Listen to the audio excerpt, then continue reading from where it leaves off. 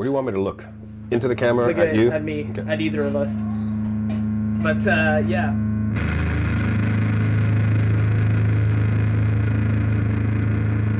My name is Shawn Ellingham, better known as Shawn Central.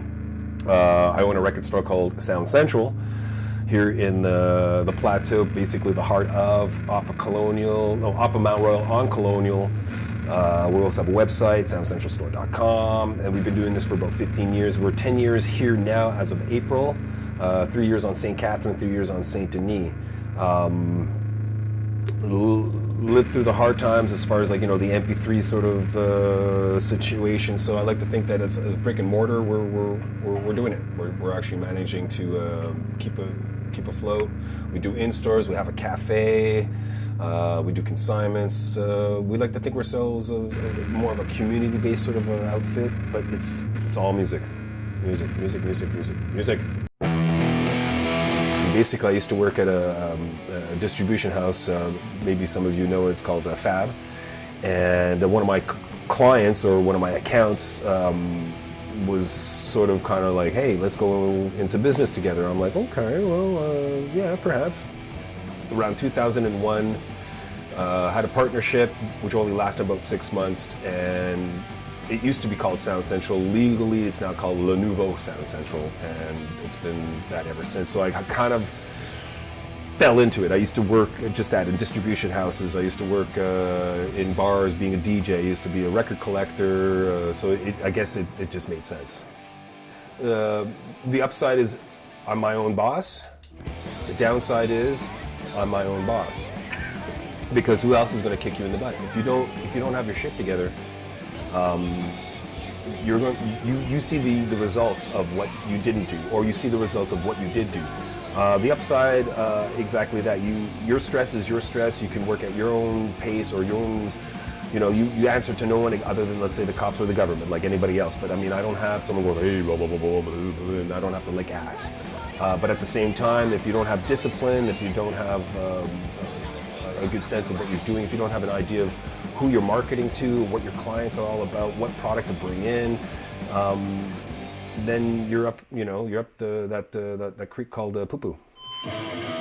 When I'm, let's say, going through a stack of records, what I'm looking for is either I'm not paying much for it, so therefore I don't mind taking the hit.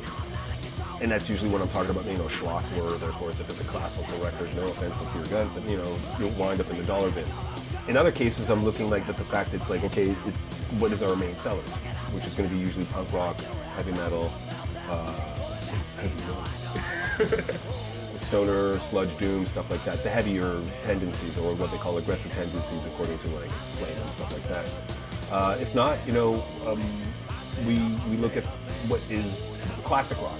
People always want the quintessentials, whether it be Zeppelins, Floyd, Hendrix. You can never go wrong with having that on hand. Yes, the general rule is to buy low, sell high, but at the same time, I want people to come back if they have other products, opposed to feeling that they got choice, right? And then sometimes I take a chance on weird stuff, because if I've never seen it, I think it's pretty interesting, then someone else is probably thinking the same way. I don't know. And I think there's an importance in that, because novelty comes from the word new, right? And therefore, if it's novel, then therefore you've never seen it before.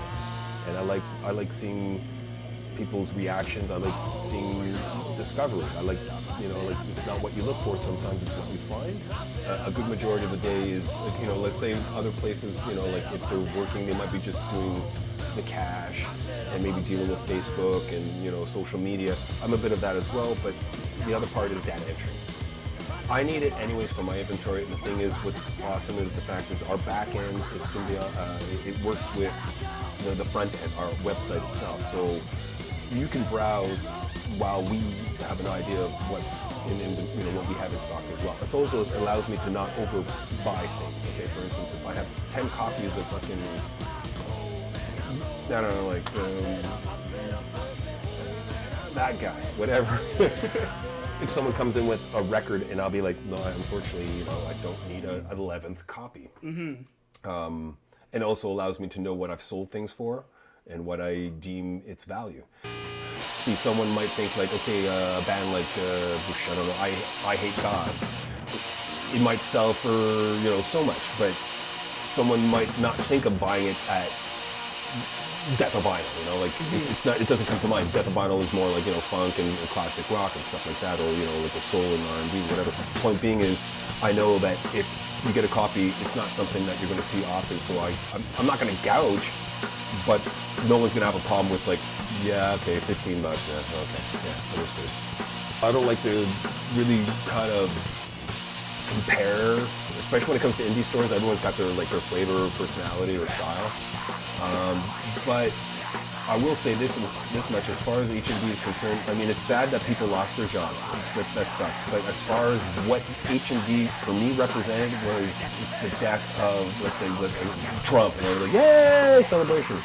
Sorry, but I mean, like, see, I was working at Cargo when H&B came into town, we'll call it, and they literally forced Sam out of business. They gave them an ultimatum. I know this is maybe going to get me in trouble here, but I haven't been playing. Okay, because it's the truth. They gave Cargo an ultimatum that if they continued selling with Sam, they would close their account. And at that point, H&B was bringing in more dough. Okay, so when they Cargo closed Sam's account. It didn't kill Sam right away, but imagine this is around the same time where Offspring and Rancid and these sort of albums were, you know, main sellers. So imagine going to Sam's, the record man, and you can't even get the new Offspring, like, or Green Day or something like that. It's what the hell? So eventually it put them out of business. So in some ways I'm going like, you got what you deserve. Because what I don't appreciate is a business that tries to pretend that they were there all along when they gave up on a particular product. Vinyl's one of them. They used to sell vinyl, they stopped selling vinyl, they started selling CDs. They stopped selling CDs, they started selling games. They stopped selling games, they started trying to reinvent themselves. They're like, who are you? What are you? And now people are still going to levitate them. Why? Because they have the advertising dollar. Give me the same money, give me the same faculty, and I'll do better than H&B, but I'll still keep it real and small. So that is the future of Sound Central. There you go. Yes, I'm hoping that people can just bear with us for a little while, and then we can actually do the job that they need from us. We're here to serve. Sweet. All right, well, thank you very much. Thank you. Right on. The real you, just keep it motion.